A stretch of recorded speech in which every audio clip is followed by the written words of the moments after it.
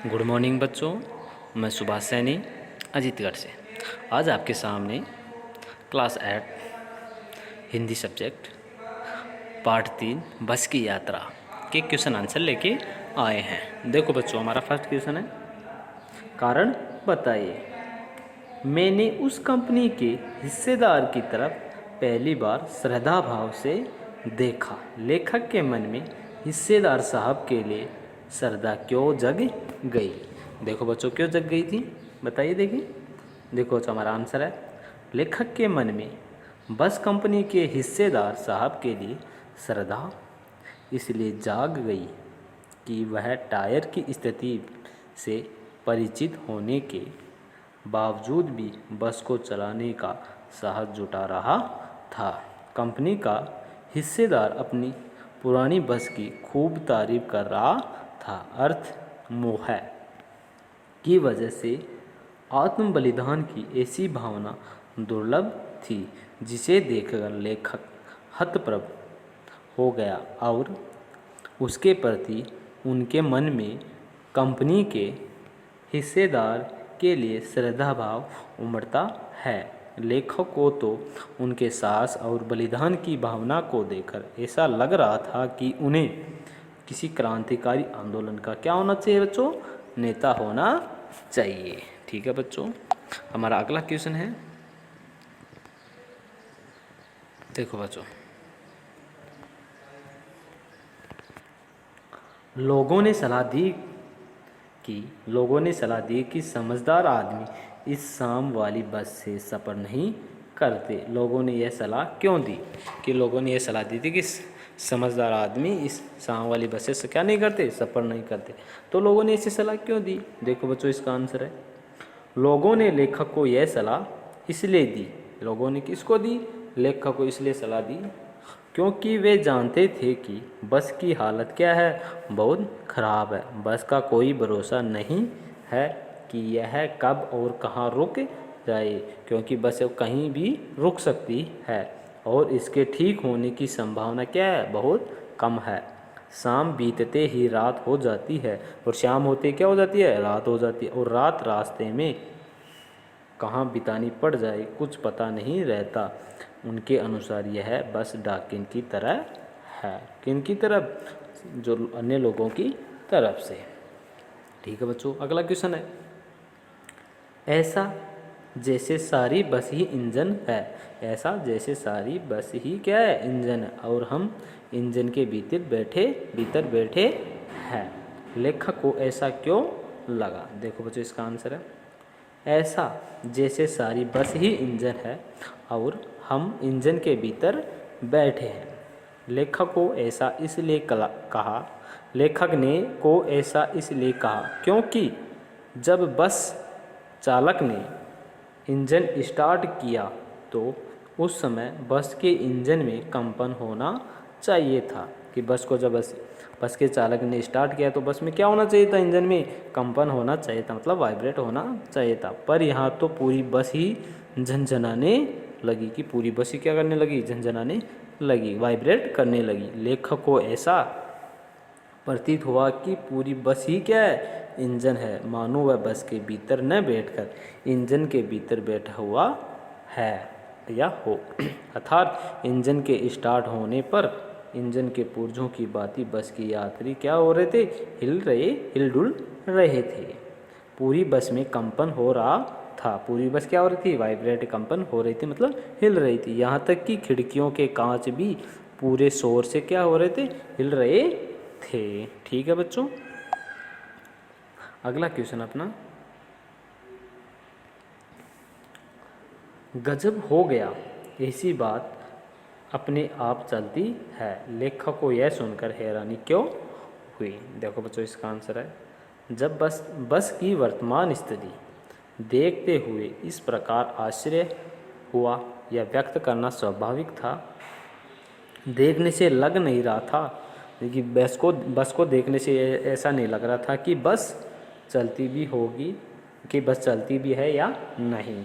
परंतु जब लेखक ने बस के हिस्सेदार मतलब आधे मालिक से पूछा, हिस्सेदार से पूछा तो उसने कहा, चलेगी ही नहीं, अपने आप चलेगी, कि बस चलेगी नहीं, अपने आप दौड़ेगी या चलेगी।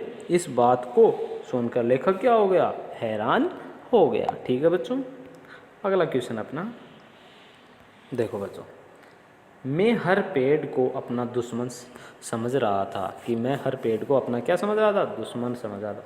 लेखक पेड़ों को अपना दुश्मन क्यों समझ रहा था? देख बताओ बच्चों कि लेखक पेड़ों को अपना दुश्मन क्यों समझ रहा था। ठीक है बच्चों, इसका आंसर है बस की जर्जरता अवस्था को। देखो बस की क्या थी, जर्जर अवस्था, मतलब टूटी हुई बस थी, टूटी फूटी हुई बस की स्थिति को देखकर लेखक को ऐसा महसूस हो रहा था कि बस की स्टीयरिंग घुमाने का हैंडल होता है ना, वो स्टीयरिंग कहीं भी टूट सकती है, कि बस का स्टीयरिंग होता है ना, वो कहीं भी टूट सकता है तथा ब्रेक फेल हो सकते हैं। कि बस के स्टीयरिंग कि बस की ये जर्जर अवस्था को देखकर वह महसूस कर रहा था कि बस की स्टीयरिंग कहीं भी टूट सकती है और ब्रेक जो बस के ब्रेक हैं वो कहीं भी फेल हो सकते हैं। ऐसे में लेखक को डर लग रहा था कि कहीं उसकी बस किसी पेड़ से टकरा न जाए। एक पेड़ निकल जाने पर वह दूसरे पेड़ का इंतज़ार करता था, कि वह बस में बैठा बैठा एक पेड़ निकल जाने के बाद दूसरे पेड़ का इंतज़ार कर रहा था कि कहीं पेड़ की बस कहीं पेड़ से न टकरा जाए। यही वजह है कि लेखक को हर पेड़ अपना दुश्मन लग रहा था। बस अनियंत्रित होकर कभी भी इनसे क्या हो सकती है, टकरा सकती है। ठीक है बच्चों, अगला क्वेश्चन अपना, सविनय अवज्ञा आंदोलन किसके नेतृत्व में, किस उद्देश्य से तथा कब हुआ था? इतिहास की उपलब्ध पुस्तकों के आधार पर लिखिए। देखो बच्चों, सविनय अवज्ञा आंदोलन कब हुआ था, किसके नेतृत्व में हुआ, इसके बारे में बताना, और किस उद्देश्य के कारण सविनय अवज्ञा आंदोलन हुआ था। देखो बच्चों, सविनय अवज्ञा आंदोलन महात्मा गांधी जी के नेतृत्व में 1930 में अंग्रेजी सरकार से असहयोग करने तथा पूर्ण स्वाधीनता प्राप्त करने के लिए किया गया था। देखो बच्चों, सविनय अवज्ञा आंदोलन क्यों किया गया था? दो किन्होंने किया, महात्मा गांधी जी ने किया। कब किया? 1930 में किया। अंग्रेजी क्यों किया? पूर्ण स्वाधीनता प्राप्त करने के लिए, पूर्ण स्वतंत्रता चाहने के लिए। भारतीय समाज वैसे ही गरीबी में दिन बिता रहा था, कि भारतीय समाज वैसे ही गरीबी में अपने दिन बिता रहा था। वे मुश्किल से नमक रोटी खाकर गुजारा कर रहे थे, कि वे मुश्किल से नमक रोटी खाकर गुजारा कर रहे थे। लेकिन जो अंग्रेजी सरकार थी ना, उन्होंने क्या कर दिया था, नमक पर टैक्स लगा दिया था। लेकिन अंग्रेजी सरकार ने नमक पर क्या लगा दिया, टैक्स लगा दिया।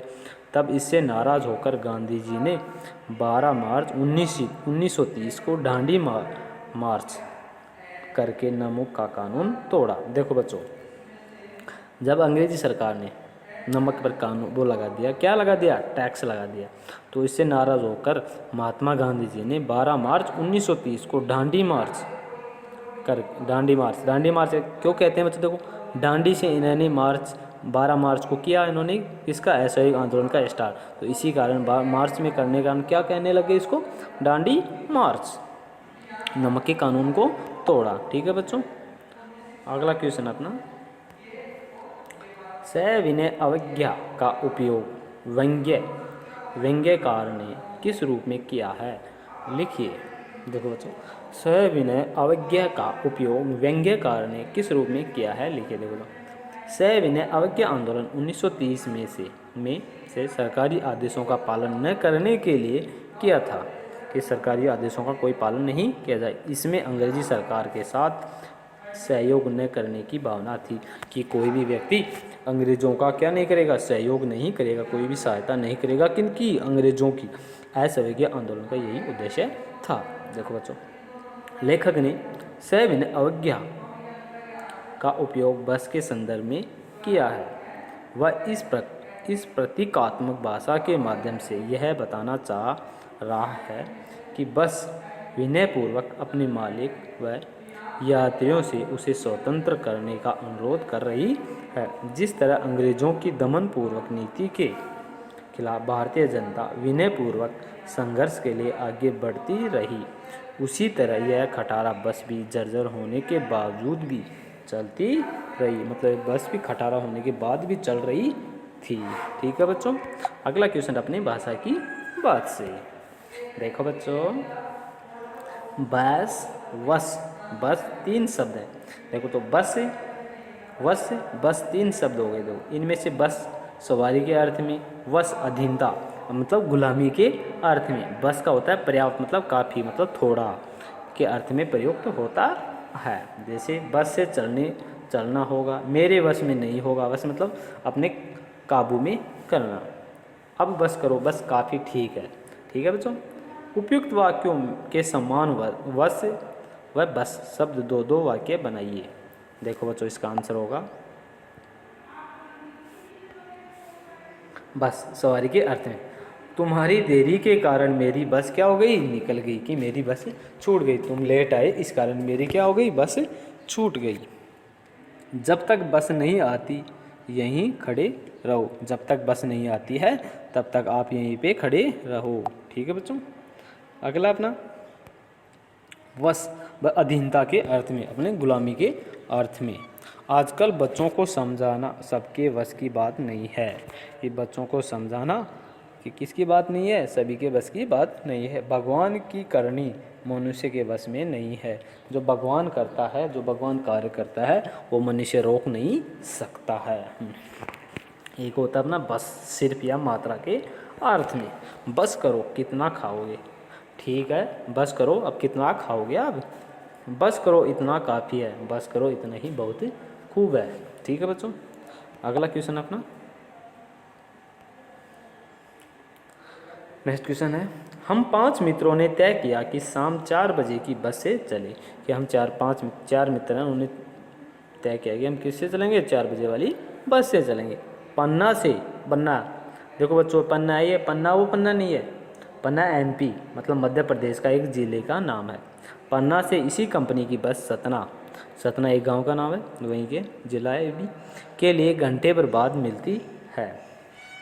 ऊपर दिए गए वाक्यों में ने, की से आदि वाक्यों के 2 शब्दों के बीच संबंध स्थापित कर रहे हैं। देखो बच्चों, संबंध स्थापित कर रहे हैं ना, ने, के, की से। ऐसे शब्दों को कारक कहते हैं। इसी तरह 2 वाक्यों को एक साथ जोड़ने के लिए की का प्रयोग होता है। कहानी में से 2 प्रकार के 4 वाक्यों को चुनिए। देखो बच्चों, कारक शब्द से निर्मित वाक्य है।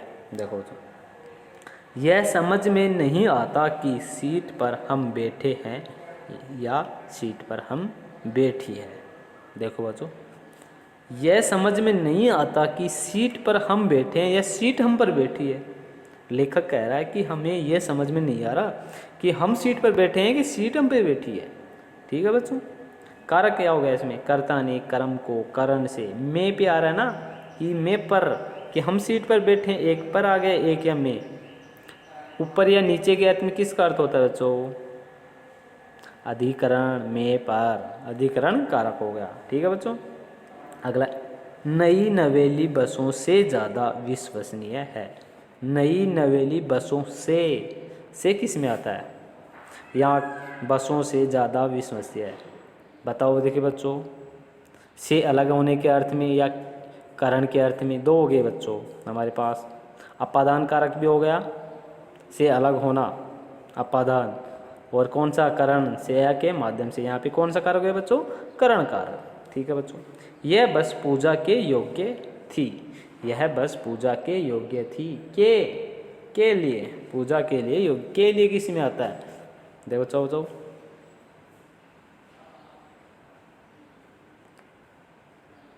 का, के, की, रा, रे किस में आता है, संबंध में। बस कंपनी के लिए एक हिस्सेदार भी उसी में जा रहे थे। ये बस कंपनी के एक हिस्सेदार भी उसी बस में जा रहे थे। संबंधवाचक हो गया, इसमें जा रहे थे। संबंध के, का के, की, रा, रे में जा रहे थे। मैं यहाँ पे अधिकरण कारक भी हो सकता है। ठीक है बच्चों, अगला अपना, हम फौरन खिड़की से दूर सरक गए। हम फौरन मतलब तुरंत ही खिड़की से दूर क्या हो गए, सरक गए, मतलब साइड में हो लिए। चांदनी में रास्ता टटोल कर वह रेंग रही थी, मतलब चांदनी रात में वो रास्ता ढूंढ ढूंढ कर चल रही थी। दिए गए वाक्यों में आई सरकना और रेंगना जैसी क्रियाएं दो प्रकार की गतियां दर्शाती है। ऐसी कुछ और क्रियाएं एकत्रित कीजिए, मतलब इकट्ठा कीजिए, जो गति के लिए प्रयुक्त होती हैं, जैसे घूमना इत्यादि। उन्हें वाक्यों में प्रयोग कीजिए। देखो बच्चों, टहलना नया वाक्य हो गया ना। दादाजी को टहलना अच्छा लगता है। किसको अच्छा लगता है? दादाजी को टहलना अच्छा लगता है। चलना सेहत के लिए बहुत लाभदायक होता है, या चलना सेहत के लिए लाभदायक है। ठीक है बच्चों, हो गया अपना। अगला क्वेश्चन है बच्चों, देखो बच्चों, कांच बहुत कम बचे थे। कि कांच होते हैं शीशा, वो बहुत कम बचे थे। जो बचे थे उनसे हमें बचना था। जो भी कुछ बचे थे खिड़कियों में, उनसे हमें क्या करना था? बचना था। इस वाक्य में बच शब्द को दो तरह से प्रयोग किया गया है। एक का होता है शेष के अर्थ में, एक का होता है अपनी सुरक्षा के अर्थ में। देखो बच्चों, बच हमारे पास दो आए हैं। कांच बहुत कम बचे थे मतलब शेष बचे थे। जो बचे थे मतलब जो शेष बचे थे, उनसे हमें क्या करना था? बचना था। हमें क्या? सुरक्षित रहना था।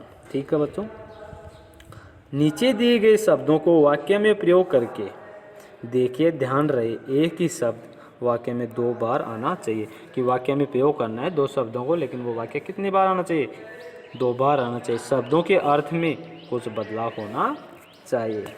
देखो बच्चों, जल और हार 2 वाक्य, इनसे हमें अलग अलग बनाना। जल, मीना गर्म जल से बुरी तरह जल गई थी। देखो, जल का मीना गर्म जल से, गर्म पानी से बुरी तरह जल गई थी, मतलब जलना। ठीक है बच्चों, 2 बार वाक्य में प्रयोग हो गया जल का, कि मीना गर्म जल से बुरी तरह जल गई थी। ठीक है बच्चों, अगला है हार से। यह प्रतियोगिता के इस पड़ाव में जिसकी जीत होगी उसे मोतियों का हार मिलेगा। यह प्रतियोगिता में इस पड़ाव में जिसकी जीत होगी उसे क्या मिलेगा? मोतियों का हार मिलेगा। वह जिसकी हार होगी वह प्रतियोगिता के बाहर हो जाएगा। यहाँ हार, मोतियों का हार मतलब गले में पहनने वाला आभूषण होगा। ये हार क्या होगी? पराजित होने वाली, मतलब जीतने वाली नहीं। ठीक है बच्चों, अगला क्वेश्चन है बच्चों हमारा, बोलचाल में प्रचलित अंग्रेजी शब्द फर्स्ट क्लास में 2 शब्द हैं, फर्स्ट और क्लास। ठीक है बच्चों, यहाँ क्लास का विशेषण है फर्स्ट। क्लास का विशेषण क्या होगा? फर्स्ट। क्योंकि फर्स्ट संख्या है। फर्स्ट संख्या क्लासवाचक विशेषण का उदाहरण है। संख्यावाचक विशेषण का क्या है? उदाहरण है। महान आदमी में किसी आदमी की विशेषता है। महान यह गुणवाचक विशेषण है, गुणों की विशेषता बता रहा है, तो यहाँ पे क्या होगा?